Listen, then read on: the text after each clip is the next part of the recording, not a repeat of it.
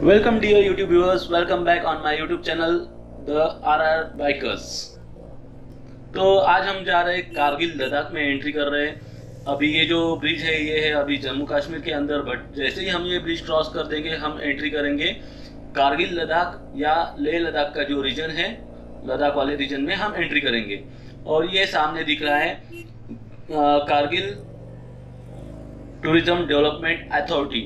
यहाँ पे एक चेक पोस्ट है, यहाँ पे हमने जस्ट एंट्री कर लिया है। हाँ, नाम लिखवाना है, नंबर लिखवाना है। दोस्तों तो ऑफिशियली हम अभी लद्दाख में एंटर हो गए, क्योंकि ये जो रेतीले पहाड़ और सब है वो हमको कश्मीर वैलीज में नहीं दिखाई देंगे। वो कश्मीर वैलीज में सब ग्रीनरी है और यहाँ पे सब रेतीले पहाड़ मिलेंगे हमको।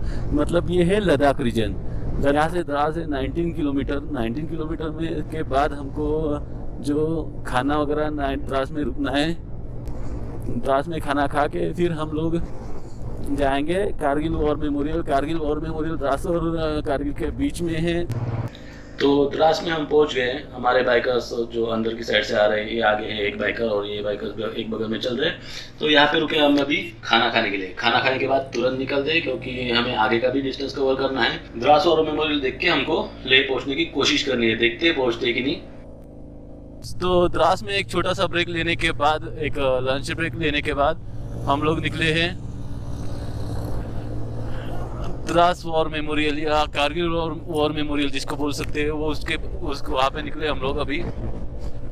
और जो मैं हमेशा बोलता हूँ कि आपको राइड करना है तो सब एक्सपेंसेस या इतना कुछ करने की ज़रूरत है, ऐसा नहीं है। उसका एक सिंपल एग्जांपल सामने है। भाई ने सैडल बैग्स, कॉटन का सैडल बैग्स रहता है, वो लगा के लिया है, जो आता रहेगा 20-25 रुपए में या 50 रुपए में आता रहेगा। ऐसा सैडल बैग्स लगा के लिया है भाई ने।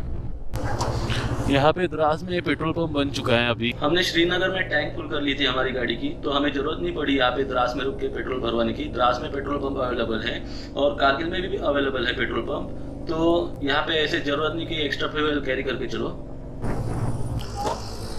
कारगिल वॉर मेमोरियल के सामने, एग्जैक्ट सामने मैं गाड़ी लगा रहा हूँ। पता नहीं सामान का अरेंजमेंट कैसा करना पड़ता है यहाँ पे। वॉर मेमोरियल के सामने के ये पहाड़ है और वो जो दिख रही ना उसको बोलते टाइगर हिल, और वो कुछ तो बोलते हैं, हम ज़्यादा समझ के लेंगे ये लोगों से प्रॉपरली। बाकी सामान की कुछ दिक्कत नहीं रहेगी भाई। ओके भाई, यहाँ पे कारगिल वॉर मेमोरियल के यहाँ पे अंदर जा रहा हूँ। बहुत ही बढ़िया है। पहले इनसे परमिशन मांग लो कि फोटोग्राफी कर सकता हूँ कि नहीं कर सकता हूँ। ये है द्रास से 5 किलोमीटर के डिस्टेंस पे। ठीक है ओके, विल आप जा सकते हैं। हेलो एवरीवन, हाय। हाय। तो अरविंद जी यहाँ पे हमको कुछ तो दिखा रहे हैं। हाँ, when you go home tell them of us and say for your tomorrow we gave our today। काफी इंस्पिरेशनल लाइन्स है।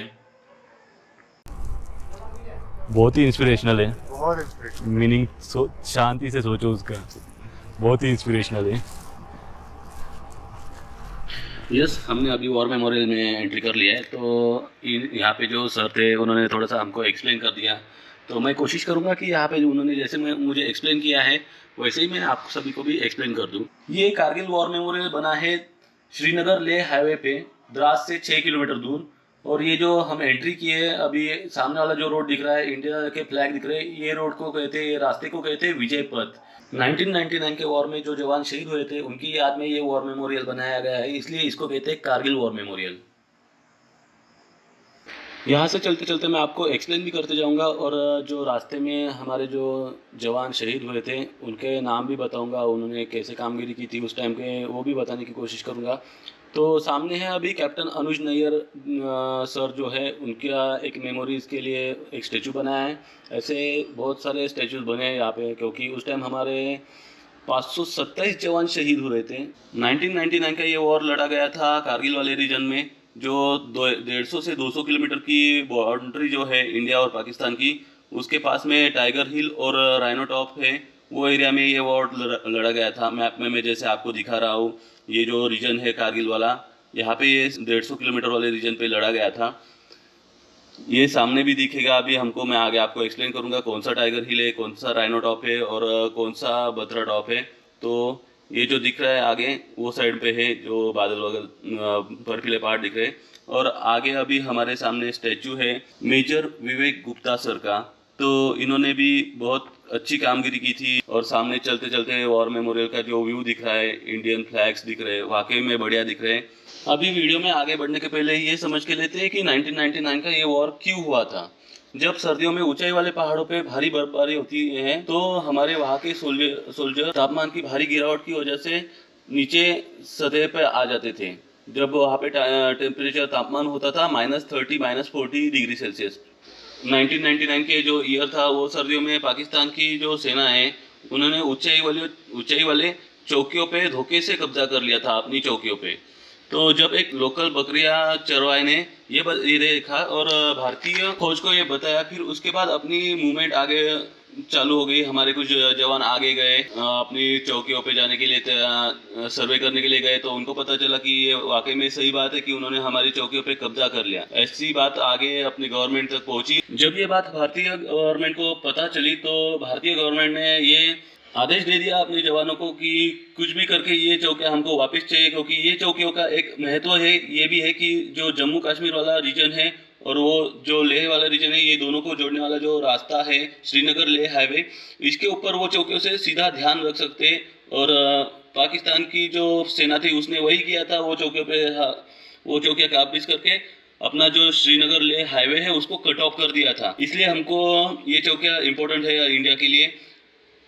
और फिर गवर्नमेंट ने ये डिसीजन देने के बाद ये फिर आगे पूरी मूवमेंट चालू हो गई। और मई 1999 के साल में ये युद्ध चालू हो गया, जो चला जुलाई 1999 के महीने तक।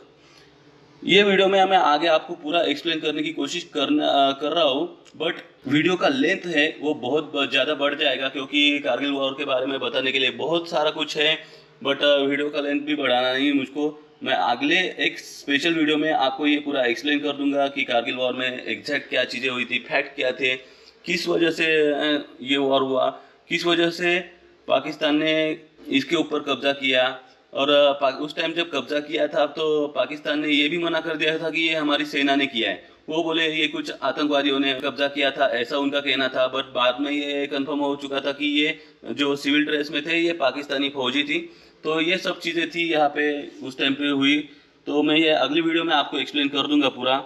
अभी मैं वीडियो को ज़्यादा एक्सटेंड नहीं करूंगा, आपको मैं दिखाने के लिए लाया हूँ इधर कारगिल वॉर मेमोरियल। तो कारगिल वॉर मेमोरियल का ही एक्सप्लेन करेंगे। चलते अभी आगे दिख रही है हमको एक छोटी तोप दिख रही है, जो तोप के बारे में अभी मैं आपको एक्सप्लेन करूंगा।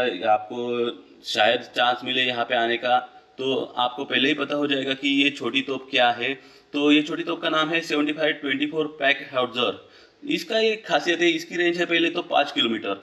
इसकी रेंज 5 किलोमीटर होने के बाद ये इसका एक खासियत है, इसको अलग अलग हिस्सों में खोल के कहीं पे भी गधे पे या किसी जानवर पे लाद के कहीं पे भी ले जा सकते हैं, या हेलीकॉप्टर को नीचे से हुक करके इसको ले जा सकते हैं। इसके नेक्स्ट जो दिख रही है हमको सामने वाली, उसका नाम है बोफोर्स तोप। इसका दूसरा नाम है बोफोर्स गन।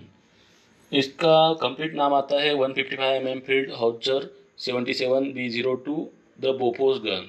गन की रेंज है 40 किलोमीटर। और जब 99 का वॉर हुआ था तब इस तोप से हमारे आर्मी ने 2.5 लाख गोले जो दुश्मन सेना थी उसके ऊपर दागे थे, और उसमें 80% कैजुअलिटीज़ एनिमी कैजुअलिटीज़ हुई थी।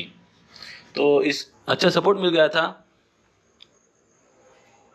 और अभी इसको दिखा देता हूँ मैं आपको चारों बाजू से। यहाँ पे एक आर्मी वाला बंदा बैठता है जो इसको ऑपरेट करता है, और बाकी बंदे रहते हैं जो सपोर्टिव बंदे रहेंगे। 155 mm फील्ड हाउट्जर, इसके जो नाम में ही इसकी जो गोले की साइज़ है वो बताई गई है। मतलब 155 mm का गोला रहेगा इसके अंदर और बाकी बारूद रहेगा, तो ये काफ़ी बड़ा रहेगा। वाकई में प्राउड फील होता है ऐसी कुछ चीज़ देखते तो। हमारे नसीब में था यहाँ पे आके कारगिल वॉर मेमोरियल को विज़िट देना और ऐसी चीज़ें ऐसी बड़ी बड़ी तोहफे देखना। तो इसी के साथ चलते हैं अभी आगे जो हॉल ऑफ फेम है या विजय मशाल है, तो उसके पीछे का जो पहाड़ी है उस पहाड़ी के 3 किलोमीटर आगे अपनी इंडियन आर्मी की, इंडियन फौज की चौकियाँ हैं। और उस चौकियों के आगे 6 किलोमीटर आगे पाकिस्तान की चौकियाँ और हमारे इंडियन फौज और पाकिस्तान फौज सामने सामने रहती है। और मैं अभी आगे जो दिखा रहा हूँ आपको वो उस साइड है टाइगर हिल, दूसरा टाइगर हिल मतलब जो सबसे टॉप वाला है वो टाइगर हिल है, उसके साइड वाला है, और उसके और एक साइड में है वो राइनो हॉर्स टॉप और बत्रा टॉप, ऐसे 3 टॉप है यहाँ पे। तो यहीं पे ये मेन वॉर लड़ा गया था। इस ऑपरेशन को नाम दिया था हमारे इंडियन आर्मी ने ऑपरेशन विजय। और जब एयरफोर्स की मदद ली गई थी इस ऑपरेशन के लिए, तो एयरफोर्स ने इस ऑपरेशन को नाम दिया था, उनके एयरफोर्स के ऑपरेशन को नाम दिया था ऑपरेशन सफ़ेद सागर। और ये अभी सामने जो दिख रहा है वो गोल्डन बोर्ड दिख रहा है, वहाँ पे सभी जो जवान शहीद हुए थे, अपने 570 जवान शहीद हुए थे, सभी जवानों का नाम लिखा गया है। उसको कहते हैं हॉल ऑफ फेम। और उसके नीचे विजय मशाल हमेशा जलती रहती है। जो अपने कारगिल वॉर में जो शहीद हुए थे उनकी याद में, उनकी मेमोरीज में वो हमेशा जलाई रहती है। और इसके बाद अभी चलते हैं हट ऑफ रिमेम्बरेंस, मतलब स्मरण कुटिया में। यहाँ पे अंदर फोटोग्राफी अलाउड नहीं तो मैं आपको अंदर का सभी चीज़ दिखा देता। तो चलो दोस्तों, इसी के साथ मिलते हैं, अभी सीधा बाइक पे मिलते हैं।